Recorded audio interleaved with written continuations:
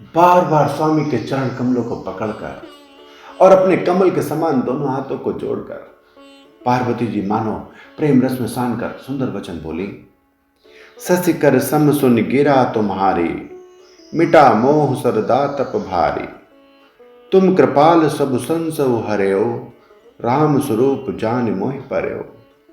आपकी चंद्रमा की किरणों के समान शीतल वाणी सुनकर मेरा अज्ञान रूपी शरद ऋतु का धूप का ताप मिट गया। हे कृपालु, आपने मेरा सारा संदेह हर लिया। अब श्री रामचंद्र जी का यथार्थ स्वरूप मेरी समझ में आ गया। हे नाथ, आपकी कृपा से मेरा सारा विषाद चला गया और आपके चरणों के अनुग्रह से मैं सुखी हो गई। यद्यपि मैं स्त्री होने के कारण स्वभाव से ही मूर्ख और अज्ञानी हूं, तो भी अब आप मुझे अपनी दासी जानकर, हे प्रभु, यदि आप मुझ पर प्रसन्न हैं तो जो बात मैंने आपसे पहले पूछी थी वही कही। ये सत्य है कि श्री राम ब्रह्म है, राम ब्रह्म चिन्मय अविनाशी, सर्वरहित सब उरपुरवासी। ये सत्य है कि श्री राम ब्रह्म है, चिन्मय है, ज्ञान स्वरूप है, अविनाशी हैं, सबसे रहित और सबके हृदय रूपी नगरी में निवास करने वाले हैं। फिर हे नाथ, उन्होंने मनुष्य का शरीर किस कारण धारण किया? हे धर्म की ध्वजा धारण करने वाले प्रभु, ये मुझे समझा कर कही। पार्वती जी के अत्यंत नम्र वचन सुनकर और उनका श्री राम जी की कथा में विशुद्ध प्रेम देखकर तब कामदेव के शत्रु स्वाभाविक ही सुजान कृपा निधान शिव जी मन में बहुत हर्षित हुए और बहुत प्रकार से पार्वती जी की बड़ाई करके बोले।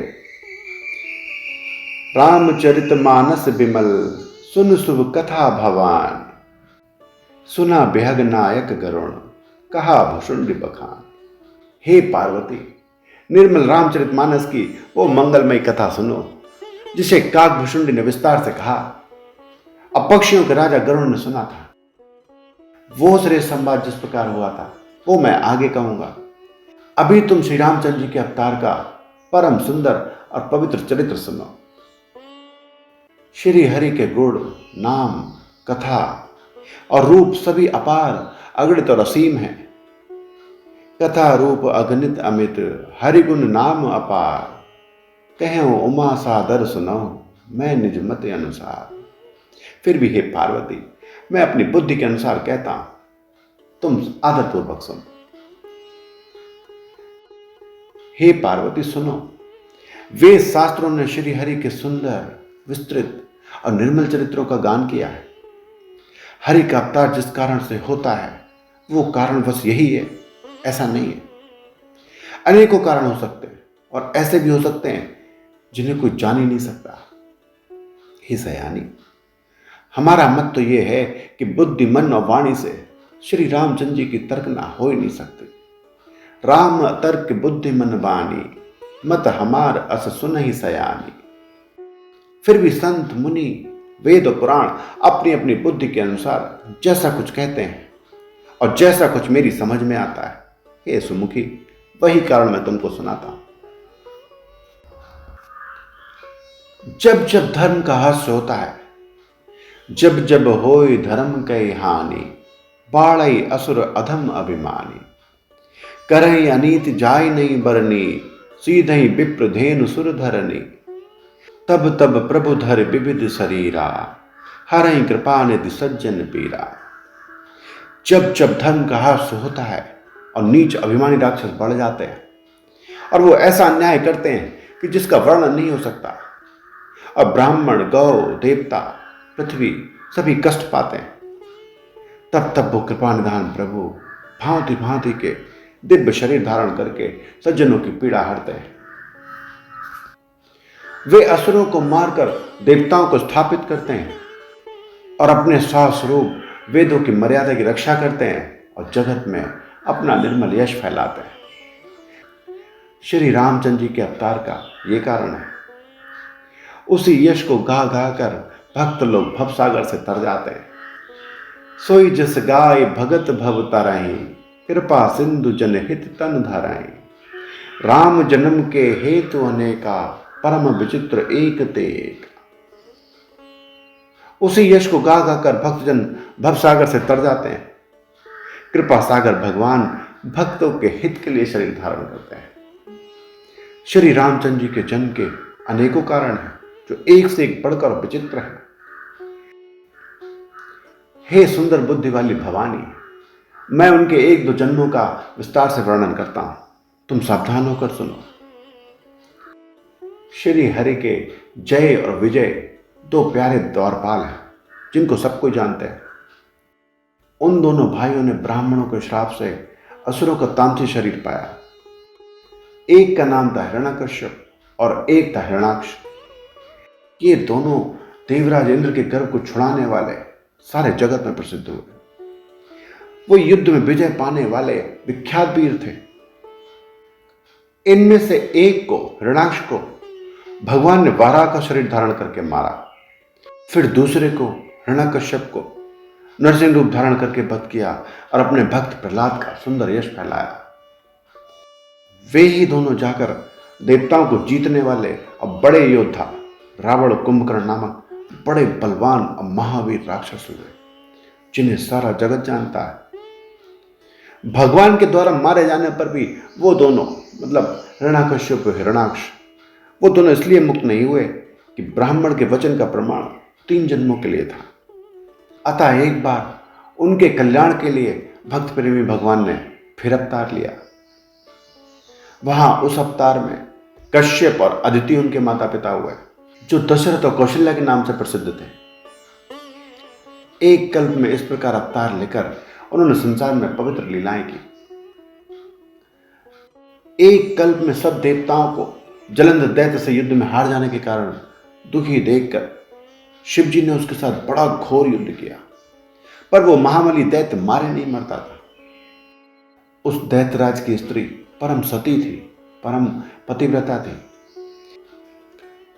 उसी के प्रताप से त्रिपुरासुर का विनाश करने वाले शिव जी भी उस दैत्य को नहीं जीत सके।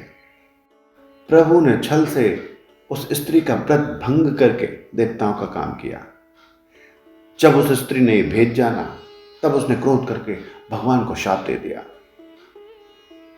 लीलाओं के भंडार कृपालु हरि ने उस स्त्री के शाप को प्रमाण दिया, मतलब स्वीकार कर लिया। वही जलंधर उस कल्प में रावण हुआ जिसे श्री रामचंद्र जी ने युद्ध में मारकर परम पद दे दिया। एक जन्म का कारण यह था जिससे श्री रामचंद्र जी ने मनुष्य देह धारण किया है। हे भरद्वाज मुनि सुनो, प्रभु के प्रत्येक अवतार की कथा का कवियों ने नाना प्रकार से वर्णन किया है। एक बार नारद जी ने श्राप दिया, इसलिए एक कल्प में उसके लिए अवतार हुआ। ये बात सुनकर पार्वती जी बड़ी चकित हुई और बोली कि नारद जी तो विष्णु भक्त और ज्ञानी है, मुनि ने भगवान को शाप किस कारण से दिया? लक्ष्मीपति भगवान ने उनका क्या बड़ा अपराध किया था? हे पुरारी, ये कथा मुझसे कहिए। मुनि नारद के मन में मोह होना बड़े आश्चर्य की बात है। तब महादेव जी ने हंस के कहा, बोले बेहस महेश तब ज्ञानी मूढ़ न कोय, जय जस रघुपति करहीं जब सो तस तई छन होय। ना कोई ज्ञानी है ना मूर्ख, श्री रघुनाथ जी जब जिसको जैसा करते हैं वह उसी क्षण वैसा ही हो जाता है। याज्ञवल्क्य जी कहते हैं, हे भरद्वाज, मैं श्री रामचंद्र के गुणों की कथा कहता हूं, तुम आदर से सुनो। तुलसीदास जी कहते हैं, भज तुलसी तज मान पद भव भंजन रघुनाथ। मान और मत को छोड़कर आवागमन का नाश करने वाले श्री रघुनाथ जी को भजो। हिमालय पर्वत पर एक बड़ी पवित्र गुफा थी। उसके समीप सुंदर गंगा जी बहती थी। वहां पे परम पवित्र सुंदर आश्रम देखकर नारद जी के मन को बड़ा सुहावना लगा।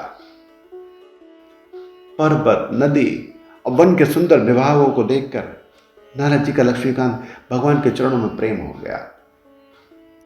भगवान का स्मरण करते ही उनके शाप की जो गति थी, मतलब नारद मुनि को जो शाप दक्ष प्रजापति ने दिया था, जिसके कारण वो एक स्थान पर ठहर नहीं सकते थे, तो भगवान का स्मरण करते ही उनके शाप की गति रुक गई। मन के स्वाभाविक निर्मल होने से उनकी समाधि लग गई। नारद मुनि की उस स्थिति को देखकर, उस तपोमय स्थिति को देखकर इंद्र डर गए उन्होंने कामदेव को बुलाकर उनका आदर सत्कार किया और कहा कि मेरे हित के लिए तो अपने सहायक को सहित जाओ नारद जी की समाधि भंग करने के लिए। यह सुनकर मीनध्वज कामदेव मन में प्रसन्न होकर चले। इंद्र के मन में यह डर था कि देवर्षि नारद मेरीपुरी अमरावती का राज्य चाहते हैं। जगत में जो कामी और लोभी होते हैं कुटिल कौवे की तरह सबसे डरते हैं। जे कामी लोलुप जग माही कुटिल काक इब सबई डराई।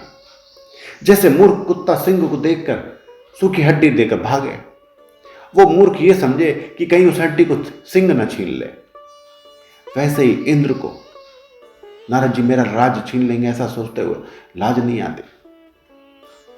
जब कामदेव उस आश्रम में गया तब उसने अपनी माया से वहां वसंत ऋतु को उत्पन्न किया। तरह तरह के वृक्षों पर रंग बिरंगे फूल खिल गए, उन पर कोयले कूकने लगी और भौरे गुंजार करने लगे। कामाग्नि को बढ़ाने वाली तीनों प्रकार की पवन बहने लगी। रंभा आदि नवयुक्त देवांगनाएं जो सब की सब काम कला में निपुण थी, वो बहुत प्रकार के तानों की तरंग के साथ गाने लगी और हाथ में गेंद लेकर नाना प्रकार के खेल खेलने लगी। कामदेव अपने सहायकों को देखकर बहुत प्रसन्न हुए और फिर उन्होंने नाना प्रकार के माया जाल रचे। परंतु कामदेव की कोई भी कला उन्हीं पे असर नहीं कर पाई। तब तो पापी कामदेव अपने ही नाश के भय से डर गए। लक्ष्मीपति भगवान जिसके बड़े रक्षक हों, भला उसकी मर्यादा को कोई दबा सकता है? सीमी की चाप सकई कोई तासु बड़ रखवार रमापति जासु। तब अपने सहायकों समेत कामदेव ने बहुत डरकर और अपने मन में हार मानकर बहुत ही दीन वचन कहते हुए मुनि के चरणों को जा पकड़ा। नारद जी के मन में कोई भी क्रोध नहीं आया। उन्होंने प्रिय वचन कहकर कामदेव जी का समाधान किया। तब मुनि के चरणों में सिर नवाकर और उनकी आज्ञा पाकर कामदेव अपने सहायकों सहित लौट गए। देवराज इंद्र की सभा में जाकर उन्होंने मुनि की सुशीलता और अपनी करतूत सबसे कही, जिसे सुनकर सबके मन में बड़ा आश्चर्य हुआ और उन्होंने मुनि की बढ़ाई करके श्री हरि को सिर नवाया। तब नारद जी शिव जी के पास गए। उनके मन में इस बात का अहंकार हो गया कि हमने कामदेव को जीत लिया। उन्होंने कामदेव के चरित्र शिव जी को सुनाए और महादेव जी ने उनको नारद जी को अपना अत्यंत प्रिय मानकर शिक्षा दी। बार बार बिनबो मुनि तोहि जिम ये कथा सुनायो मोहि तिम जनि हरि सुनाभो कबहु चले प्रसंग दुरायो तबहु। हे मुनि, मैं तुमसे बार बार विनती करता हूं कि जिस तरह ये कथा तुमने मुझे सुनाई उस तरह भगवान श्री हरि को कभी मत सुनाना। चर्चा भी चले तब भी इसको छिपा जाना। यद्यपि शिव जी ने हित की शिक्षा दी पर नारद जी को अच्छी नहीं लगी। हे भरद्वाज, ये कौतुक सुनो, हरि की इच्छा बहुत बलवान है। श्री रामचंद्र जी जो करना चाहते हैं वही होता है, ऐसा कोई नहीं जो उसके विरुद्ध कर सके। राम कीन चाहिए सोई होई करई अन्यथा अस नहीं कोई। श्री शिव जी के वचन नारद जी के मन को अच्छे नहीं लगे। तब वो वहां से ब्रह्मलोक को चले गए। एक बार गान विद्या में निपुण मुनिनाथ नारद हाथ में सुंदर वीणा लिए हरिगुण गाते हुए क्षीरसागर को गए, जहां वेदों के मस्तक स्वरूप लक्ष्मी निवास भगवान नारायण रहते हैं। रमा निवास भगवान उठकर उनसे बड़े आनंद से मिले और ऋषि के साथ आसन पर बैठ गए। चराचर के स्वामी भगवान हंसकर बोले, हे मुनि, आज आपने बहुत दिनों पर दया की। यद्यपि शिव जी ने उन्हें पहले से ही बरद रखा था, तो भी नारद जी ने कामदेव का सारा चरित्र भगवान को कह सुनाया। श्री रघुनाथ जी की माया बहुत प्रबल है। जगत में ऐसा कौन जन्मा है जिसे वो मोहित ना कर दे। अति प्रचंड रघुपति के माया जय नमो असको जग जाया। भगवान रूखा मुंह करके कोमल वचन बोले, हे मुनिराज, आपका स्मरण करने से लोगों के मोह, काम, मद, अभिमान मिट जाते हैं। पर आपके लिए तो कहना ही क्या है। हे मुनि, सुनिए, मोह तो उसके मन में होता है जिसके हृदय में ज्ञान और वैराग्य नहीं है। आप तो ब्रह्मचर्य व्रत में तत्पर और बड़े धीर बुद्धि हैं, भला कहीं आपको भी कामदेव सता सकता है। नारद जी ने अभिमान के साथ कहा, भगवान ये सब आपकी कृपा है। करुणानिधान भगवान ने मन में विचार कर देखा कि इनके मन में गर्भ के भारी वृक्ष का अंकुर पैदा हो गया है। मैं उसे तुरंत ही उखाड़ फेंकूंगा, क्योंकि सेवकों का हित करना मेरा प्रण है। मैं अवश्य ही वो उपाय करूंगा जिससे मुनि का कल्याण और मेरा खेल हो। तब नारद जी भगवान के चरणों में सिर नवाकर चल दिए। उनके हृदय में अभिमान और बढ़ गया। तब लक्ष्मीपति भगवान ने अपनी माया को प्रेरित किया। अब उसकी कठिन करनी सुनो। उस हरी माया ने रास्ते में 100 योजन का मतलब 400 कोस का एक नगर रचा। उस नगर की भांति भांति की रचनाएं लक्ष्मीपति भगवान विष्णु के नगर वैकुंठ से भी ज्यादा सुंदर थे। उस नगर में ऐसे सुंदर नर नारी बसते थे मानो बहुत से कामदेव और रति ही मनुष्य शरीर धारण किए हुए।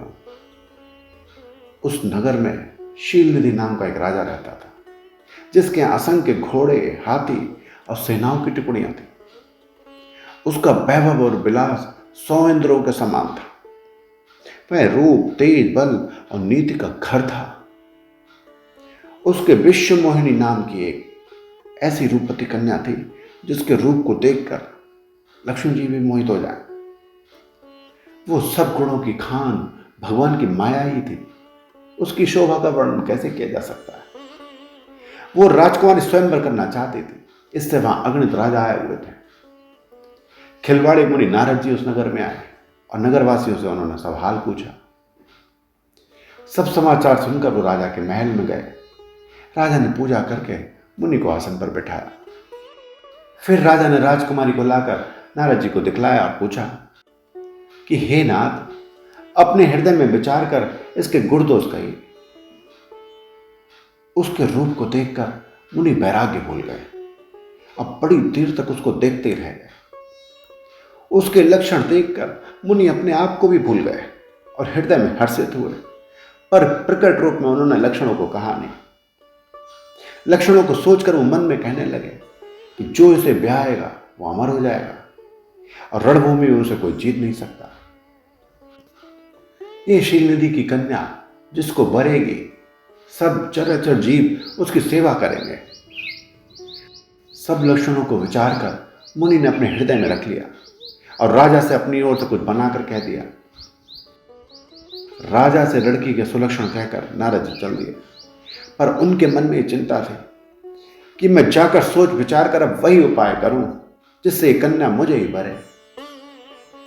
इस समय जब तब से तो कुछ हो नहीं सकता। हे विधाता, मुझे ये कन्या किस तरह से मिलेगी। इस समय तो बड़ी भारी शोभा और विशाल सुंदर स्वरूप चाहिए जिसे देखकर राजकुमारी मुझ पर रीझ जाए और तब मेरे गले में जयमाल डाल दे। एक काम करो कि भगवान से सुंदरता मांगो, पर भाई उनके पास जाने में तो बहुत देर हो जाएगी। किंतु श्री हरि के समान मेरा हितैषी भी कोई नहीं है, इसलिए इस समय वो ही मेरे सहायक। उस समय नारद जी ने बहुत प्रकार से विनती की। तब लीला में कृपालु प्रभु वहीं प्रकट हो गया। स्वामी को देखकर नारद जी के नेत्र शीतल हो गए और मन में बड़े हर्षित हुए कि अब तो काम बन ही जाएगा। नारद जी ने बड़ी दीन होकर वो सारी कथा कह सुनाई और प्रार्थना की, कृपा करके मेरे सहायक बनिए। हे प्रभु, आप अपना रूप मुझको दीजिए, और किसी प्रकार में उस राजकन्या को नहीं पा सकता। हे नाथ, जिस तरह मेरा हित हो, जेहि विधि नाथ होय हित मोरा, करो सुबेग दास मैं तोरा। हे नाथ, जिस प्रकार मेरा हित हो आप शीघ्र वही कीजिए, मैं आपका दास हूं। अपनी माया का विशाल बल देखकर दीनदयालु भगवान मन ही मन हंस के बोले, जेहि विधि हुई है परम हित, नारद सुनहु तुमार, सोई हम करब न आन कछु, बचन न मृषा हमार। हे नारद सुनो, जिस प्रकार आपका परम हित होगा हम वही करेंगे, दूसरा कुछ नहीं। हमारा वचन असत्य नहीं होता। हे योगी मुनि सुनिए, रोग से व्याकुल रोगी उपथ्य मांगे तो वैद्य उसे नहीं देता। इसी प्रकार मैंने भी तुम्हारा हित करने की ठान ली है। ऐसा कहकर भगवान अंतर्धान हो गए। माया के वशीभूत हुए मुनि ऐसे मूढ़ हो गए कि वो भगवान की स्पष्ट वाणी को भी नहीं समझ पाए। ऋषिराज नारद जी तुरंत वहां गए जहां स्वयंवर की भूमि बनाई गई थी। राजा लोग खूब सज धज कर अपने समाज सहित अपने अपने आसन पर बैठे थे। मुनि मन मन प्रसन्न हो रहे थे कि मेरा रूप बड़ा सुंदर है, मुझे छोड़कर कन्या भूल कर भी दूसरे को नहीं भरेगी। कृपा निदान भगवान ने मुनि के कल्याण के लिए उन्हें ऐसा कुरूप बना दिया था कि जिसका वर्णन नहीं हो सकता। पर यह चरित्र कोई भी नहीं जान पाया। सबने उन्हें नारद ही जानकर प्रणाम किया। वहां शिव जी के 2 गण भी थे। वो सारा वेद छानते थे और ब्राह्मण का वेश बनाकर वो सभी लीला देखते फिरते थे। बड़े मौजी थे। नारद जी अपने हृदय में रूप का अभिमान लेकर जिस पंक्ति में जाके बैठे, शिव जी के दोनों गण भी वहीं जाके बैठ गए। ब्राह्मण के वेश में होने के कारण उनकी इस चाल को कोई जान भी नहीं पाया। वो नारद जी को सुना सुनाकर व्यंग वचन कहते थे। भगवान ने इनको अच्छी सुंदरता दी है, इनकी शोभा देखकर राजकुमारी रीझ ही जाएगी और हरि जानकर इन्हीं को खास तौर से भरेगी। नारद मुनि को मोह हो रहा था क्योंकि उनका मन दूसरों के हाथ में था, माया के वश में था। मुनि मोह मन हाथ पर आए, हंसई संबुगन अति छुपाए। शिव जी के गण बहुत प्रसन्न होकर हंस रहे थे। यद्यपि मुनि उनकी अटपटी बातें सुन रहे थे, पर बुद्धि भ्रम में सनी होने के कारण वो बातें उनको समझ में नहीं आती थी। उनकी बातों को वो अपनी प्रशंसा समझ रहे थे। इस विशेष चरित्र को और किसी ने नहीं जाना, केवल राजकन्या ने वो रूप देखा। उनका बंदर का सा मुंह और भयंकर शरीर देखते कन्या के हृदय में क्रोध उत्पन्न हो गया। तब राजकुमारी सखियों को साथ में लेके इस प्रकार चली जैसे मानो कोई राजहंसनी चल रही हो। वो अपने कमल जैसे हाथों में जयमाला लिए सब राजाओं को देखते हुए घूमने चली। जिस ओर नारद जी गर्व में फूले बैठे थे, उस ओर उसने भूल के भी नहीं देखा। जय दिस बैठे नारद फूली, सो दिस तई न बिलो की फूली। नारद मुनि बार बार उचकते हैं, छटपटाते हैं। उनकी दशा देखकर शिव जी के गण मुस्कुराने लगते हैं। कृपालु भगवान भी राजा का शरीर धारण करके वहीं आ पहुंचे। राजकुमारी ने हर्षित होकर उनके गले में जयमाला डाल दी। लक्ष्मी निवास भगवान दुल्हन को ले गए। दुल्हनी ले गए लक्ष्मी निवासा, नृप समाज सब भयो निराशा। सारी राजमंडली निराश हो गई। मोह के कारण मुनि की बुद्धि नष्ट हो गई। इससे वो बहुत विकल हो गए, मानो गांठ से छूटकर मणि गिर गई। तब शिव जी के गणों ने मुस्कुरा कर कहा, निज मुख मुकुर बिलो को जाए, जाकर दर्पण में अपना मुंह तो देखिए। ऐसा कहकर वो दोनों बहुत भयभीत होकर भाग चले। मुनि ने जल में झांक कर अपना मुंह देखा। अपना रूप देखकर उनका क्रोध बहुत बढ़ गया। उन्होंने शिव जी के उन दोनों गणों को कठोर श्राप दे दिया। तुम दोनों कपटी और पापी होकर राक्षस हो जाओ। हो निशाचर जाहि तुम कपटी पापी दो, हंसेओ हमें सो लेहु फल, भौरे हंसेओ मुनि को। तुमने हमारी हंसी की, उसका फल चखो। अब फिर किसी मुनि की हंसी मत करना।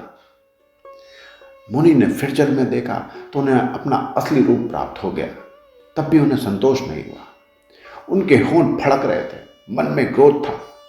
तुरंत ही वो भगवान कमलापति के पास चले और मन में सोचते जाते थे कि जाकर या तो शाप दूंगा या अपने प्राण दे दूंगा। उन्होंने जगत में मेरी हंसी कराई। दैत्यों के शत्रु भगवान हरि उन्हें रास्ते में ही मिल गए। साथ में लक्ष्मी जी और वही राजकुमारी थी। देवताओं के स्वामी भगवान ने मीठी बाड़ी में कहा कि हे मुनि, व्याकुल की तरह कहां चले। ये शब्द सुनते ही नारद जी को बड़ा क्रोध आया। माया के वशीभूत होने के कारण मन में चेत नहीं रहा। वो कहने लगे, पर संपदा सकौ नहीं देखी, तुमरे ईर्षा कपट विशेषी, मथत सिंधु रुद्रई बौरायो, सुरन प्रेण विष पान करायो। तुम दूसरों की संपदा देख ही नहीं सकते, तुम्हारे ईर्ष्या और कपट बहुत है। समुद्र मथते समय तुमने शिव जी को बावला बना दिया और देवताओं को प्रेरित करके उन्हें विषपान कराया।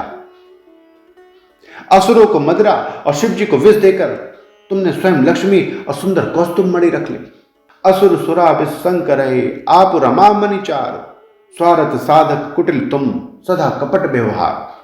तुम बहुत धोखेबाज और मतलबी हो, सदा कपट का व्यवहार करते हो। तुम परम स्वतंत्र हो, सिर पर तो कोई है नहीं, इससे जब जो मन में भाता है तुम वही करते हो। परम स्वतंत्र न सिर पर कोई, भावई मन ही करो तुम सोई। भले मंद मंदे भल करो, विस्मय हर्ष न ही कछु धरो। भले को बुरा और बुरे को भला कर देते हो। हृदय में हर्ष विषाद कुछ भी नहीं है। सबको ठग ठग कर परख गए हो और अत्यंत निडर हो गए हो। इसी से ठगने काम में मन में सदा उत्साह रहता है। शुभ अशुभ कर्म तुम्हें बाधा नहीं देते। अब तक तुमको किसी ने ठीक नहीं किया था, अब की तुमने अच्छे घर बैर बना लिया। मेरे जैसे जबरदस्त आदमी तो छेड़खानी की, इसलिए अपने किए का फल अवश्य पाओगे। जिस शरीर को धारण करके तुमने मुझे ठगा है, तुम भी वही शरीर धारण करो, ये मेरा श्राप है। बंच्यो मोय जबन धर देहा, सोई तनु धरो श्राप मम एहा। तुमने हमारा रूप बंदर का सा बना दिया था, इससे बंदर ही तुम्हारी सहायता करेंगे। मैं जिस स्त्री को चाहता था उससे वियोग कराकर तुमने मेरा बहुत अहित किया है, इससे तुम भी स्त्री के वियोग में दुखी हो गए। मम अपकार कीन तुम भारी, नारी बिरह तुम हो दुखारी। शाप को सिर चढ़ाकर और हृदय में हर्षित होते हुए प्रभु ने नारद जी से बहुत विनती की और कृपा निधान भगवान ने अपनी माया की प्रबलता खींच ली। जब भगवान ने अपनी माया को हटा लिया, तब वहां न लक्ष्मी रह गई न राजकुमारी। तब मुनि ने अत्यंत भयभीत होकर श्री हरि के चरण पकड़ लिए और कहा, हे शरणागत के दुखों को हरने वाले, मेरी रक्षा कीजिए।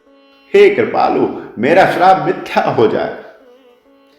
तब तीनों पर दया करने वाले भगवान ने कहा कि यह सब मेरी इच्छा से हुआ है। मुनि ने कहा, मैंने आपको अनेकों खोटे वचन कहे हैं, मेरे पाप कैसे मिटेंगे? तब भगवान ने कहा, जपो जाय शंकर सतनामा, होई हृदय तुरंत विश्रामा। को नहीं शिव समान प्रिय मोरे, अस प्रतीत तजो जनि भोरे। जाकर शंकर जी के सतनाम का जप करो, इससे हृदय में तुरंत शांति होगी। शिव जी के समान मुझे कोई प्रिय नहीं, इस विश्वास को भूल कर भी ना छोड़ना। हे मुनि, पुरारी जिस पर कृपा नहीं करते वो मेरी भक्ति नहीं पाता। जे पर कृपा न करहि पुरारी, सो न पाओ मुनि भगति हमारी। हृदय में ऐसा निश्चय करके जाकर पृथ्वी पर विचरो, अब मेरी माया तुम्हारे निकट कभी नहीं आएगी। बहुत प्रकार से मुनि को समझा बुझाकर प्रभु अंतर्धान हो गए और नारद जी श्री रामचंद्र के गुणों का गान करते हुए ब्रह्मलोक को चले। शिव जी के गणों ने जब मुनि को मोह रहित और मन में बड़ा प्रसन्न होते हुए मार्ग से जाते हुए देखा, तब वो अत्यंत भयभीत होकर नारद जी के पास आए। उनके चरण पकड़कर दीन वचन बोले, हे मुनिगण, हम ब्राह्मण नहीं हैं, हम शिव जी के गण हैं। हमने बड़ा अपराध किया जिसका फल हमने पा लिया। हे कृपालु, अब श्राप दूर करने की कृपा कीजिए। तब तीनों पर दया करने वाले नारद जी ने कहा, निश्चर जाय हो तुम दो, वैभव विपुल तेज बल हो। भुज बल विष्णु जितब तुम जहिया, धरे विष्णु मनुज तनु तहिया। तुम दोनों जाकर राक्षस हो, तुम्हें महान ऐश्वर्य तेज और बल की प्राप्ति हो। तुम अपनी भुजाओं के बल से जब सारे विश्व को जीत लोगे, तब भगवान विष्णु मनुष्य का शरीर धारण करेंगे। युद्ध में श्री हरि के हाथों तुम्हारी मृत्यु होगी, जिससे तुम मुक्त हो जाओगे और फिर संसार में जन्म नहीं लोगे। वे दोनों मुनि के चरणों में सिर नवाकर चले और समय पाकर राक्षस हुए। देवताओं को प्रसन्न करने वाले, सज्जनों को सुख देने वाले और पृथ्वी का भार हरण करने वाले भगवान ने एक कल्प में इसी कारण मनुष्य का अवतार लिया था। इस प्रकार भगवान के अनेकों सुंदर, सुखदायक और अलौकिक जन्म और कर्म है। प्रत्येक कल्प में जब जब भगवान अवतार लेते हैं और नाना प्रकार की सुंदर लीलाएं करते हैं, तब तब मुनीश्वरों ने पवित्र काव्य रचना करके उनकी कथाओं का गान किया है और भांति भांति के अनुपम प्रसंगों का वर्णन किया है, जिनको सुनकर समझदार लोग आश्चर्य नहीं करते। श्री हरि अनंत हैं, उनका कोई पार नहीं पा सकता और उनकी कथा भी अनंत है। हरि अनंत हरि कथा अनंता, कहीं सुनई भव विधि सब संता। रामचंद्र के चरित सुहाए, कल्प कोटि लग जाहि न गाए। श्री हरि अनंत हैं और उनकी कथा भी अनंत है। सब संत लोग उसे बहुत प्रकार से कहते सुनते हैं। श्री रामचंद्र जी के सुंदर चरित्र करोड़ों कल्पों में भी नहीं गाए जा सकते। शिव जी कहते हैं, हे पार्वती, मैंने यह बतलाने के लिए इस प्रसंग को कहा कि ज्ञानी मुनि भी भगवान की माया से मोहित हो जाते हैं। हरि माया मोहे मुनि ज्ञानी। प्रभु कौतुकी हैं, लीलामय हैं और शरणागत का हित करने वाले हैं। वे सेवा करने में बहुत सुलभ और सब दुखों को हरने वाले हैं। देवता, मनुष्य, मुनियों में ऐसा कोई नहीं है जिसे भगवान की महान बलवती माया मोहित न कर दे। मन में ऐसा विचार कर उस महामाया के प्रेरक श्री भगवान का भजन करना चाहिए।